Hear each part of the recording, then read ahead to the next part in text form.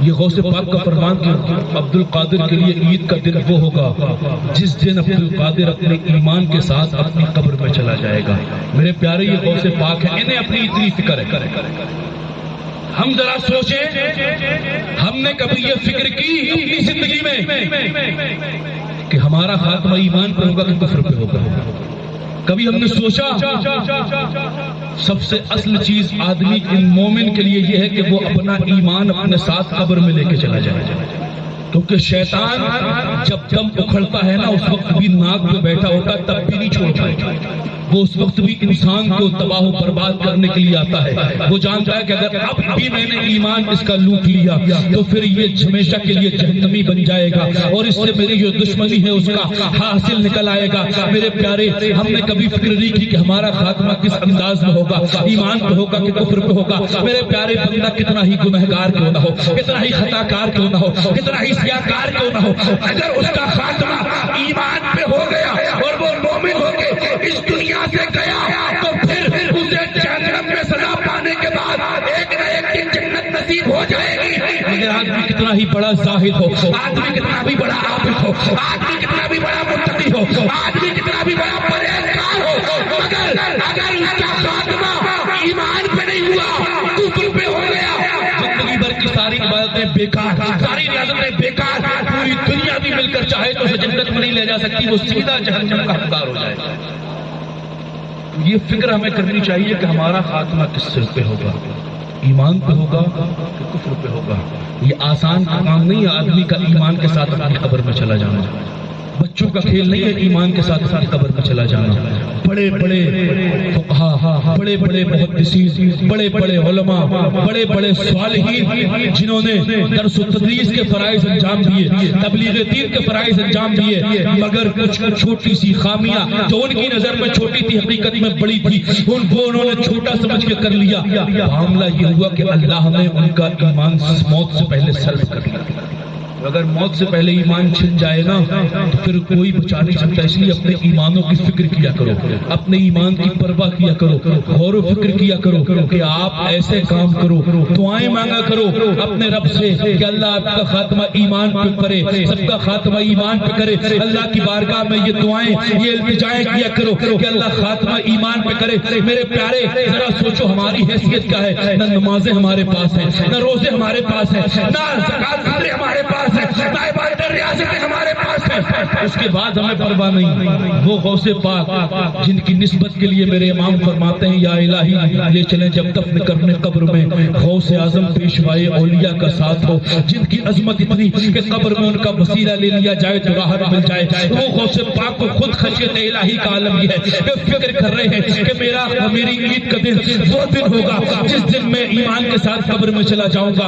میرے پیارے، وہ بڑا نازک مرحلہ ہوگا، وہ بڑا مناسب مقام ہوگا۔ تو اس کے لیے معاملہ یہ ہے کہ غوث پاک کی اگر سچے مرید بن گئے، کیا بن گئے؟ سچے مرید بن گئے، بورڈ تو نہیں ہو رہا بڑا، سچے مرید بن گئے، پھر یاد رکھیے گا غوث پاک کا معاملہ یہ ہے کہ غوث پاک ایک دن جہنم کے دروازے پر پہنچ گئے اور جو جہنم کا گیٹ کیپر ہے نا، دروگا مالک، اس نے پوچھا اے مالک ذرا لسٹ دکھا جہنم۔ اس نے کہا سرکار آپ کو اس لسٹ سے کیا کام؟ تو غوث پاک فرماتے ہیں مجھے دیکھنا یہ ہے کہ ابھی تک میرا کوئی مرید جہنم میں آیا تو نہیں۔ تو مالک عرض کرتے سرکار خدا کی قسم اب تک آپ کا ایک بھی مرید جہنم میں نہیں آیا۔ تو غوث پاک فرماتے ہیں سن لے، اگر اب تک ایک بھی نہیں آیا تو قیامت تک میں ایک بھی آنے نہیں دوں گا۔ مگر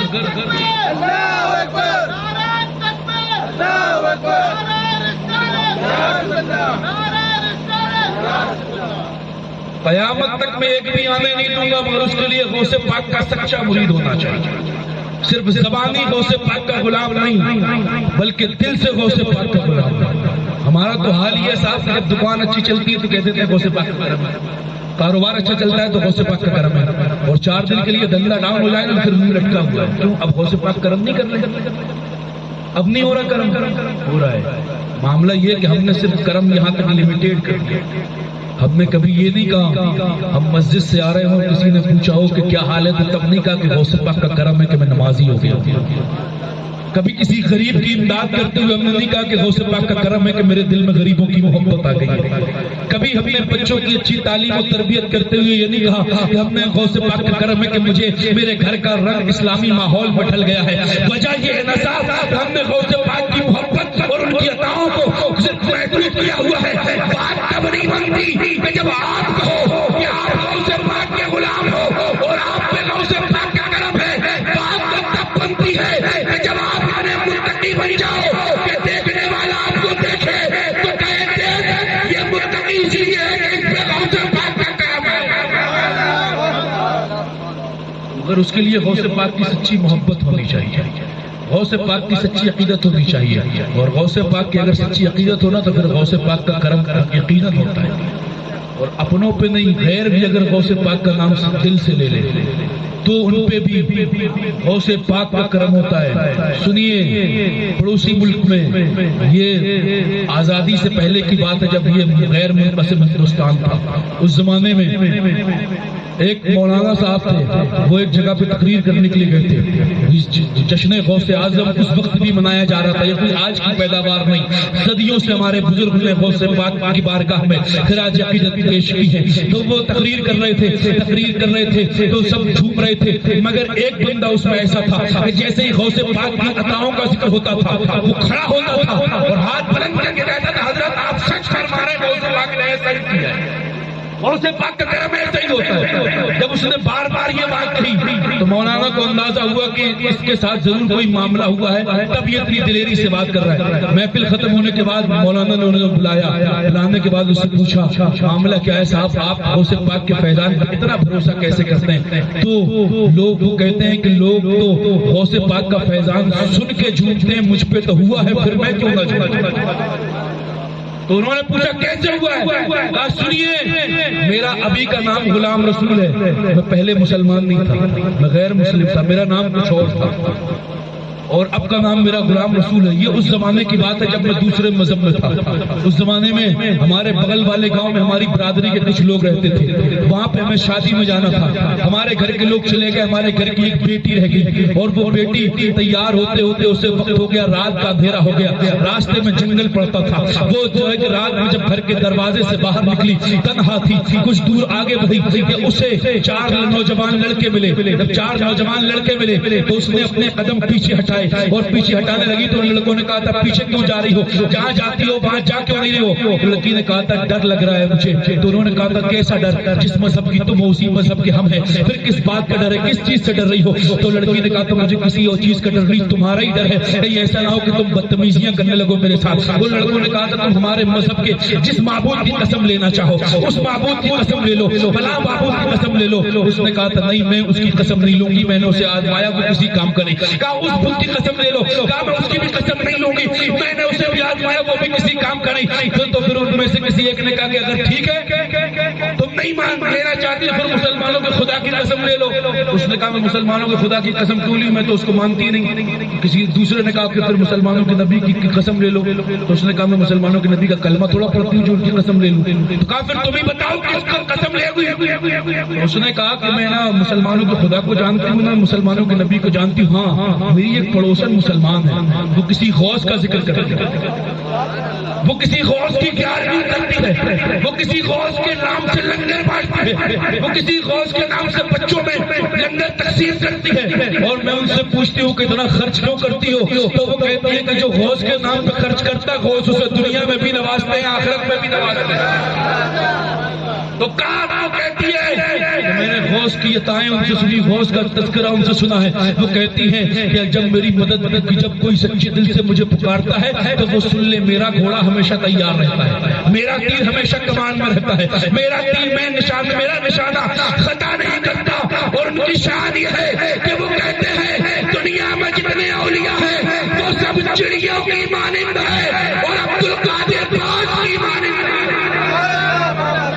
تو کہتی لیے کہ میں نے ان کا تذکرہ سنا ہوا ہے، ان کا نام سنا ہوا ہے، میں نے سنا ہے کہ وہ کہتے ہیں کہ میرا مرید مغرب میں ہو اور میں مشرق میں ہوں، اس کی سطر مغرب میں کھل جائے، سطر کھلنے سے پہلے عبد القادر مشرق سے آئے گا، مغرب میں اس کی سطر پوشی کرے گا۔ وہ کہتی میں نے سنا ہے جو انہیں پکارتا ہے وہ اس کی پکار رد نہیں کرتے۔ لڑکوں نے کہا تھا ٹھیک ہے جب اتنا بھروسہ ہے تجھے ان کے غوث پہ تو انہی کی قسم اٹھا لے۔ اس نے کہا غوث پاک میں جانتی تو نہیں، صرف آپ کے بارے میں سنا ہے، بس اپنی پڑوسن کی باتوں پہ بھروسہ کر رہی ہوں آپ کی ذات پہ، اور آپ کی ذات پہ بھروسہ کر کے اس رات میں اوباشوں کے ساتھ سفر کر رہی ہوں۔ سفر کرنا میرا کام ہے، میرا تحفظ کرنا آپ کا کام ہے۔ یہ کہہ کے جب وہ آگے بڑھی، بیچ میں گھنا جنگل تھا، گھنے جنگل میں پہنچی، گھنے جنگل میں چاروں لڑکے چاروں طرف کھڑے ہو گئے اور اس پہ ہنسنے لگے۔ وہ سہم گئی، وہ کانپ گئی۔ اس نے کہا تم نے تو کہا تھا کہ تم کوئی بدتمیزی نہیں کرو گے میرے ساتھ، یہ کیا کر رہی ہو، یہ کیا کر رہے ہو تم؟ تو ان چاروں اوباشوں نے کہا تھا تم نے ہمارے مذہب کا مذاق اڑایا ہے، پہلے تو ہم تمہیں چھوڑ بھی دیتے مگر اب تمہیں ڈبل سزا ملے گی۔ تم نے ہمارے اس مذہب کا مذاق اڑایا، ہمارے بتوں کی تم نے قسم نہیں کھائی، ہمارے معبودوں کی قسم نہیں اٹھائی، تمہیں ہمارے معبودوں پر بھروسہ نہیں اور مسلمانوں کے غوث پر بھروسہ کر کے تم آ گئی ہو۔ تو ہم دیکھتے ہیں جس غوث پر تم نے بھروسہ کیا ہے وہ غوث تمہیں کیسے بچاتا ہے۔ ایک لڑکے نے اسے کھینچ کے چماٹ ماری، کسی نے اس کے بال پکڑ کے جھنجھوڑا، کسی نے اسے دھکا دیا، وہ ادھر ادھر دیکھ رہی تھی، چاروں طرف دیکھ رہی تھی۔ نوجوان لڑکوں نے کہا آپ کسے دیکھ رہی ہے ادھر ادھر؟ وہ کہتی ہے میں دیکھ یہ رہی ہوں کہ میں نے مجھے پکارے ہوئے اتنی دیر ہو گئی، غوث پاک ابھی تک آئے کیوں نہیں؟ وہ کہتی ہے میں دیکھ رہی ہوں کہ غوث پاک کہاں ہے۔ وہ کہتی ابھی یہ میرے جملے ختم نہیں ہوئے تھے کہ پیڑ کے پیچھے سے آواز آئی تھی میری بیٹی گھبرا مت، غوث کہیں نہیں، غوث بہت پہلے یہاں آ چکا ہے، غوث پہلے سے یہاں موجود ہے۔ اور پھر وہ کہتی ایک ہوا چلی تھی اور پھر ایک گھوڑ سوار آئے تھے اور انہوں نے ایک بار کیا تھا اور چاروں کی گردن ایک ہی بار میں جسم سے جدا کر دی تھی اور پھر وہ چلے نہیں گئے۔ انہوں نے کہا بیٹی بتا تجھے جانا کہاں ہے؟ یہ عبد القادر تجھے تیری منزل تک پہنچا کے آئے گا، یہ عبد القادر تجھے تیری منزل تک چھوڑے گا۔ لڑکی نے کہا تھا بابا اب تو ساری منزلیں تیرے قدموں پہ ختم ہو گئی، اب کسی منزل پہ نہیں جانا، اب تو اپنے نبی کا کلمہ پڑھا لے، اپنی گلی نیچے بنا لے۔ اللہ اکبر، اللہ اکبر، یا رسول اللہ، یا رسول اللہ، یا غوث۔ اپنے نبی کا کلمہ پڑھا لے، اپنی کنیز مجھے بنا لے۔ غوث پاک نے کلمہ پڑھایا، اس کے بعد اس کو اس کی منزل تک چھوڑ کے آئے۔ وہ کہتا میری بیٹی جب میرے پاس آئی اس نے مجھے بتایا ہم نے جنگل میں جا کے دیکھا، جب جنگل میں جا کے دیکھا تو ہم نے 4 لاشیں پائی، بس وہ دن تھا کہ غوث پاک نے صرف ہماری بیٹی کی عزت نہیں بچائی، ہم سب کو جہنم میں جانے سے بچا لیا۔ غوث پاک کے کرم نے ہم سب کو ایمان کی دولت عطا فرمائی۔ میرے پیارے اگر غیر غوث پاک کی سچی محبت رکھے تو غوث پاک اسے نوازتے ہیں، پھر تو ہم غوث پاک کے نبی کے کلمہ پڑھنے والے ہیں، ہم غوث پاک کے نانا جان کے امتی ہیں، ہم غوث پاک کے نانا جان پر جان لٹانے کے دعوے کرنے والے لوگ ہیں۔ اگر ہماری عقیدتیں سچی ہو گئی، ہماری محبتیں پختہ ہو گئی تو یاد رکھیے گا آپ کا سوال بعد میں جائے گا، غوث پاک کا جواب پہلے کے پاس آ جائے گا۔ مگر یہ کہ عقیدتیں سچی ہونی چاہیے اور غوث پاک کا فیضان تبھی ملے گا جب مصطفیٰ پیارے کی شریعت پہ عمل ہوگا۔ ہاں، اور غوث پاک کا فیضان انہی کو ملتا ہے جو شریعت کے پابند ہوتے ہیں۔ ابھی آپ صاحب ذکر کر رہے تھے نا، پیر صاحب لوگ جو ہوتے ہیں آج کل 10 انگوٹھیاں ایک ہاتھ میں پہنی ہوئی ہوتی، انگلیاں کم انگوٹھیاں زیادہ ہوتی ہیں۔ ہاں، لوگ کہتے ہیں بہت پہنچے ہوئے بابا ہیں، انہیں یہ نہیں پتا جہنم کے کس حصے تک پہنچے ہوئے بابا ہیں، کیونکہ اللہ کا ولی ہونے کے لیے مصطفیٰ کا غلام ہونا پہلی شرط ہے، اور مصطفیٰ کا غلام ہونے کے لیے مصطفیٰ کی شریعت پہ عمل کرنا اول شرط ہے۔ اور لوگ تو مگر مطلب کیا ہے نا، چمتکار کو نمسکار کرنے والا سسٹم ہے. وہ اٹھا کے ایک مارا نیبو، دیوار پہ مارا، نیبو پھٹ گیا. جنت اسی کے پاس. اور لوگ تو سمجھتے ہیں ولی وہی ہوتا ہے جو تعویذ دیتا ہے. میرے پیارے، تعویذوں سے انکار نہیں، یہ کام کرتے ہیں، مگر دینے والا ہاتھ مفتی اعظم ان کا ہونا چاہیے، ان کے نہیں. ادھر تو صاحب گلی گلی چوراہے چوراہے میں بابا بیٹھے ہیں، اور لوگ سوچتے ہیں ان کے پاس جا کے ہوگا ہمارا کام. لوگ سوچتے ہیں ان کے پاس جائیں گے تو ملے گی برکت. وہ جاتے ہوئے آتے ہوئے دیکھتے ہیں، کہہ رہی ہے، کہتے ہیں آتے ہیں آ رہی ہے ہمارے پاس برکت. یہ اس میں برکت ڈھونڈ رہے ہیں، وہ اس میں برکت ڈھونڈ رہے ہیں، اور دونوں کی ہے غلط حرکت. اس لیے نہ اس میں برکت نہ اس میں برکت. نہ کوئی ہوا میں اڑنے والا پیر ہوتا ہے، نہ کوئی لمبے لمبے بال رکھنے والا پیر ہوتا ہے. مصطفیٰ کی شریعت کا پابند جو ہوتا ہے وہی ولی ہوتا ہے. ورنہ ہمارے ساتھ چمتکار کا نمسکار نہ کیا کرو. پہلے کسی کو دیکھو نا تو پہلے چیک کر لو کہ مصطفیٰ کا غلام ہے کہ نہیں، نمازی ہے کہ نہیں، پرہیزگار ہے کہ نہیں، متبع شریعت ہے کہ نہیں. ایسے ہی نہیں کسی کا بھی شہرا سنا اور اس کے پیچھے بھاگ گئے. ہماری قوم کا حال یہی ہے، کسی کے ہی بارے میں سنا نا، بڑا وہ ہے، وہ بڑا اچھا تعویذ دیتا، بہت بڑا ولی ہے. لوگ ڈگریاں اپنی طرف سے ہی دینے لگتے، بہت بڑا ولی ہے وہ، فلاں ڈکا سجنی. اتنی تعریفیں کرتے تھے کہ اس بندے کو خود کے بارے میں اتنا پتہ نہیں ہوتا جتنا محلے والوں کے بارے میں پتہ ہوتا. کیونکہ چیک نہیں کرتے. ایک ہوا کیا، میں آپ کو قوم کا حال کیا ہے بتاؤں. میں ایک ایگزامپل دیتا ہوں. ایک لڑکے اور لڑکی آپس میں محبت کرتے تھے. لڑکی کی شادی سیٹ ہو گئی. شادی سے ایک دن پہلے ملاقات ہوئی. لڑکے نے کہا کہ تم نشانی کے طور پہ اپنی ایک جوتی مجھے دے دو تاکہ میں اسے تمہیں یادگار کے طور پہ رکھوں. اس نے دے دی. لڑکی کی شادی ہو گئی. وہ گیا سنار کی دکان پہ، اور جانے کے بعد اس نے کہا کہ اس جوتی کو چاندی کے فریم میں جڑ. تو سنار نے اسے چاندی کے فریم میں جڑنے کے لیے 2 دن کا وقت لیا. 2 دن کے بعد جب یہ گیا تو بڑی خوبصورت چاندی کے فریم میں وہ جڑا ہوا تھا. اور سنار نے بڑے ادب کے ساتھ اٹھا کے اس لڑکے کو وہ جوتی واپس کی. لڑکے نے جوتی پکڑنا چاہی فریم کے ساتھ تو اس نے کھینچ لی. تو اس نے کہا کہ دے کیوں نہیں رہے ہو مجھے؟ کہا دے تو دیں گے، پہلے یہ بتاؤ کہ یہ کس بزرگ کی جوتی ہے، کس بزرگ کی جوتی ہے؟ اس نے کہا بزرگ کی جوتی. کہا تمہیں چاندی کے فریم میں جڑوائی ہے، کس بزرگ کی جوتی ہے؟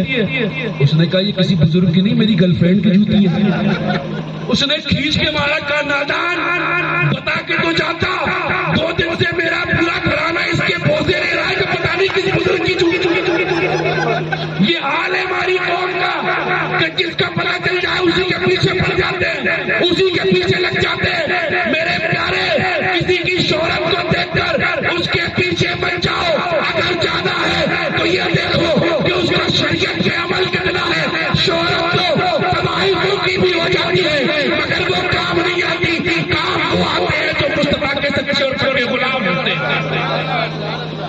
تو صرف کسی کی فرضی شہرت دیکھ کر اس کے طرفدار مت بنا کرو، اس کے پیچھے مت جایا کرو. یہ دیکھا کرو کہ شریعت کے پابند ہے کہ نہیں. شریعت کا پابند اگر ہے تو وہ ٹھیک ہے.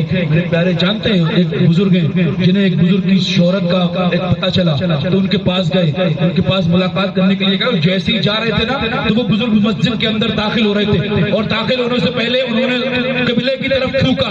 وہ جو ملاقات کے لیے آئے تھے وہ واپس چلے گئے. لوگوں نے کہا اتنی دور سے سفر کر کے آئے، اب جب وہ سامنے آئے تو ملتے کیوں نہیں؟ انہوں نے کہا کہ میں تو ولی سمجھ کے ملنے کے لیے آیا تھا، مگر جب میں نے یہاں آ کے دیکھا تو سامنا ہوا تو پتا چلا کہ وہ تو ابھی تک صحیح سے مومن بھی نہیں ہوا ہے. ولی کہاں سے ہوگا؟ کہا معاملہ کیا ہے؟ کہا جو سچا مومن ہوتا ہے نا وہ کبھی قبلے کی طرف تھوکتا نہیں. جو سچا مومن ہوتا ہے وہ قبلے کی طرف تھوکتا نہیں ہے. تو پھر یہ ولی کیسے ہو گیا؟ جب مومن قبلے کی طرف نہ تھوکے تو ولی کیسے ہوگا؟ ولی ایسے نہیں ہوتے. ولی وہ ہوتے ہیں جن کے چہرے دیکھ کر لوگ مسلمان ہو جاتے ہیں. ولی وہ ہوتا ہے جو متبع شرع ہوتا ہے. ولی وہ ہوتا ہے کہ جب چاہتا ہے. ولی وہ ہوتا ہے جب چاہتا ہے اپنی عاجزی دکھاتا ہے، مگر جب وہ اپنا رنگ دکھانا چاہتا ہے تو معاملہ یہ ہوتا ہے کہ پیدا جب جو ہے کہ حضور کے حکم سے مدینے میں حضور کا حکم پاتا ہے، اور جب ہندوستان آتا ہے تو صرف اپنا جلوہ دکھا کے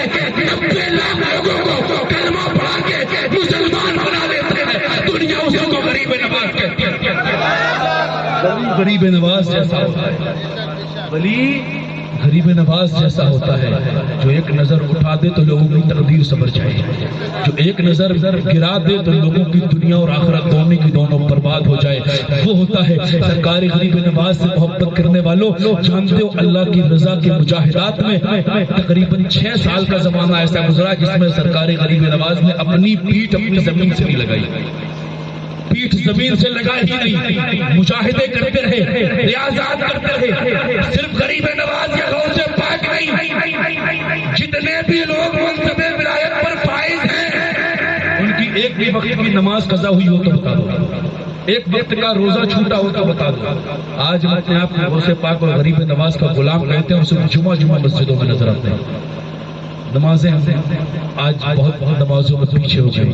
میرے پیارے، یہ نماز وہ ہے جو بگڑے ہوئے مقدر بنا دیتی ہے، یہ نماز وہ ہے جو بندے کا رشتہ اپنے رب سے مضبوط کر دیتی ہے، یہ نماز وہ دولت ہے جو بندے کی فریاد خالق کے قریب کرتی ہے، یہ نماز وہ دولت ہے کہ جب بندہ نماز میں جھک جاتا ہے تو پھر وہ اپنے خدا کے قریب ہو جاتا ہے، نماز وہ دولت ہے کہ جب بندہ اس میں سجدے میں جاتا ہے تو یہ ادا اس کی خالق کو پسند آتی ہے، اور پھر نوازا بھی وہی بندہ جاتا ہے۔ میرے پیارے، نمازوں کی پابندی کرو، کوشش کرو نمازیں پڑھنے کی۔ نماز وہ ایسی دولت ہے، نماز ایسی نعمت ہے کہ نماز سے چھٹکارا کسی حالت میں نہیں، صرف 2 چیزیں ہیں، 2 حالتوں میں بندہ نماز سے چھٹکارا پا سکتا ہے، یا تو بندہ پاگل ہو جائے یا تو پھر مر جائے، یا تو بندہ پاگل ہو جائے یا پھر مر جائے۔ ایک اسکول میں ایک ٹیچر سوال کر رہے تھے کہ نماز کون لوگ نہیں پڑھتے، سب نے جواب دیا۔ ایک بچے نے جواب دیا، ماسٹر صاحب صرف 2 قسم کے لوگ سب نماز نہیں پڑھتے۔ کہا کون سے؟ کہا ایک وہ جو پاگل ہو چکے ہیں، دوسرے وہ جو مر چکے ہیں، جو پاگل ہو چکے ہیں اور دوسرے وہ جو مر چکے ہیں۔ اب بتائیں آپ کس کیٹیگری میں آتے ہیں؟ ابھی تو ہم زندہ ہیں نا، اللہ نے ہماری جسموں میں جان باقی رکھی ہے، تو یہ نماز سے چھٹکارا نہیں ملے گا۔ میرے پیارے، یہ نماز اللہ رب العزت نے اپنے قرب کو عطا کرنے کے لیے ہمیں عطا فرمائی ہے۔ اللہ رب العزت کا قرب اس نماز کے ذریعے سے ہمیں حاصل ہوگا، اور اس نماز کے ذریعے سے ہمارے بہت سارے بگڑے ہوئے کام بن جاتے ہیں۔ میرے پیارے، نمازوں کی پابندی کریں اور گناہوں سے بچیں، نمازوں کی پابندی کریں اور نمازوں کی پابندی کریں گے تو پھر اللہ آپ کا خاتمہ ایمان پہ فرمائے گا۔ یہ جو لاپرواہیاں ہیں نا، یہ جو لاپرواہیاں ہیں نمازوں کی، یہ جو لاپرواہیاں ہیں روزوں کی، یہ جو لاپرواہیاں ہیں لوگوں کے ساتھ بدتمیزیاں کرنے کی، یہ لاپرواہیاں آدمی کو، انسان کو موت کے وقت بہت تکلیف دیتی ہے۔ زندگی لوگ سوچتے ہیں، لوگ کہتے ہیں کہ آدمی یہ نماز نہیں پڑھتا پھر بھی اتنا خوشحال رہتا ہے، یہ روزے نہیں رکھتا پھر بھی اللہ نے اسے اتنی دولت دی ہے، یہ سب کچھ بھی نہیں کرتا اس کے بعد بھی اللہ نے اتنا مال و منال دیا ہے، اتنی عزت دی ہے۔ یار ایسا نہیں، آپ نے عزت کا معیار، صرف عزت کا معیار آپ نے سمجھ کے رکھا ہے دولت کو۔ دولت عزت نہیں ہوتی، دولت تو لوگ جسم بیچ کر بھی کما لیا کرتے ہیں۔ عزت یہ نہیں ہوتی، عزت تو یہ ہوتی ہے کہ جس دن تمہارا جنازہ نکلے اپنا نہیں غیر کی آنکھوں میں آنسو ہو اور وہ کہے واقعی اللہ کا نیک بندہ تھا جو ہمارے بیچ سے آج قبرستان میں منتقل ہو گئے۔ عزت وہ ہوتی ہے کہ جب آپ کا جنازہ نکلے تو فرشتے آپ کی عظمتوں پر رشک کریں۔ اللہ آپ کو ایمان پہ موت عطا فرمائے۔ اگر ایمان پہ موت مل گئی تو سمجھیے کہ دنیا بھی کامیاب ہو گئی، آخرت بھی کامیاب ہو گئی۔ یہ جن اولیاء کا ہم ذکر کرتے ہیں نا، ان کی صفاتیں اللہ رب العزت نے قرآن مقدسہ میں تفصیل کے ساتھ ذکر فرمائی۔ یہ ایسے ہی نہیں اتنے باعظمت ہو گئے، ایسے ہی نہیں اتنے باکرامت ہو گئے، انہوں نے محنتیں کی ہیں، مشقتیں کی ہیں۔ ان کے صفات کیا ہوتے ہیں؟ اللہ فرماتا والذین یبیتون لربہم سجدا وقیاما والذین یقولون ربنا اصرف عنا عذاب جہنم انها کان غراما۔ کچھ لوگ، کچھ میرے بندے ایسے ہیں جو رات رات بھر سجدے میں گزارتے ہیں، کچھ ایسے ہیں جو رات رات بھر رکوع میں رہتے ہیں، کچھ ایسے ہیں جو رات رات بھر قیام میں رہتے ہیں، کچھ ایسے ہیں جو رات رات بھر دستبد دعا رہتے ہیں، اور کچھ ساری رات عبادتیں کرنے کے بعد یہ ایسا نہیں کہ صبح کا سورج جب نکلتا ہے تو وہ محلے میں جا کے ڈھنڈورا پیٹتے ہیں کہ تمہیں کیا پتا، تم تو سوئے رہے، ہم نے رات بھر عبادتیں کی ہیں، ہم نے رات بھر سجدے کیے ہیں، ہم رات بھر قیام قیام میں رہے ہیں، ہم رات بھر رکوع میں رہے ہیں. نہیں بلکہ صبح کا سورج جب نکلتا ہے نا تو وہ روتے ہیں. والذین یقولون ربنا اصرف عنا عذاب جہنم انہا کان غراما. وہ رو کے رب کی بارگاہ میں عرض کرتے میرے مولا ہمیں جہنم کے عذاب سے محفوظ رکھنا، ہمیں جہنم کے عذاب سے بچانا. بے شک رب وہ جہنم کا عذاب بڑا سخت ہے. میرے پیارے یہ ان کے کام ہیں، یہ ان کی عادتیں ہیں، یہ ان کی خصلتیں ہیں، یہ ان کے رویے ہیں جنہیں اللہ نے اپنا ولی بنایا ہے، جنہیں اللہ نے اپنا دوست بنایا ہے. وہ رات بھر عبادت کرتے ہیں اور پھر صبح رب کی بارگاہ میں روتے ہیں. اور ایک ہم ہیں رات بھر گناہ کرتے ہیں، دن بھر گناہ کرتے ہیں، دنوں رات گناہوں میں ڈوبے ہوئے ہیں، دنوں رات جھوٹ غیبت چغلی میں ڈوبے ہوئے ہیں، بدکاری پر بدکاری کرتے چلے جا رہے ہیں. اس کے بعد بھی ہمارے چہروں پہ ہنسی رہتی ہے، اس کے بعد بھی ہم مسکراتے ہیں، اس کے بعد بھی ہم کھلکھلاتے ہیں، اس کے بعد بھی ہم ہنسی مذاق کرتے رہتے ہیں. میرے پیارے قسم خدا کی کبھی اپنی آخرت کی فکر کرنا، کبھی اپنی قبر کی فکر کرنا اور سوچنا کہ آپ کے کتنے اعمال ہیں جن کے ذریعے سے آپ نے اپنے رب کو ناراض کیا ہے، کتنے اعمال ایسے ہیں جن کے ذریعے سے آپ نے اپنے رب کو راضی کیا ہے. میرے پیارے اپنے رب کو راضی کرنا شروع کر دو، اپنے رب کو منانا اپنے لیے شروع کر دو. اس سے پہلے کہ آپ کے پاس ملک الموت آ جائے، اس سے پہلے کہ آپ کی روح قبض ہونے کا وقت آ جائے، اس سے پہلے کہ آپ کا وقت ختم ہو جائے، اس سے پہلے کہ آپ کی سانسیں مکمل ہو جائیں، اس سے پہلے کہ آپ کی دھڑکنوں کی گنتی کمپلیٹ ہو جائے، اس سے پہلے اپنے رب کو راضی کر لو، اپنے رب کو منا لو. اپنے رب کو اگر آپ نے اپنی موت سے پہلے منا لیا تو پھر یاد رکھیے آپ کی قبر بھی آسان ہو جائے گی، آپ کا حشر بھی آسان ہو جائے گا. تو میرے پیارے غوث پاک محفل میں آئے تو آج غوث پاک کی تعلیم پر بھی عمل کریے. غوث پاک فرماتے ہیں کہ اپنے اللہ چاہے پہ چل من چاہے پہ نہ چل. غوث پاک فرماتے ہیں اللہ چاہے پہ چل من چاہے پہ نہ چل. عرض کیا گیا سرکار اگر اللہ کی مرضی پہ چلیں گے تو ہوگا کیا؟ تو غوث پاک فرماتے ہیں جب تو اللہ کی مرضی پہ چلے گا تو اللہ وہ کرے گا جو تیری مرضی ہوگی. تو اللہ کی مرضی کے مطابق کام کرے گا تو اللہ تیری مرضی کے مطابق کام کرے گا. تو میرے پیارے غوث پاک کی تعلیمات پر عمل کیجیے، اپنے آپ کو عملی غلام غوث پاک کا بنائیے. اللہ رب العزت ہمیں آپ کو سب کو غوث پاک کی سچی اور سب کی محبت کی توفیق عطا فرمائے، تعلیمات غوث اعظم پہ عمل کرنے کی توفیق رفیق عطا فرمائے. اور اگر مجھ سے بولنے میں کوئی شریک غلطی ہو گئی ہو اللہ اپنے حبیب کے صدقے معاف فرمائے. پڑھیے استغفر اللہ ربی من کل ذنب واتوب الیہ لا الہ الا اللہ محمد رسول اللہ. السلام علیکم ورحمۃ اللہ.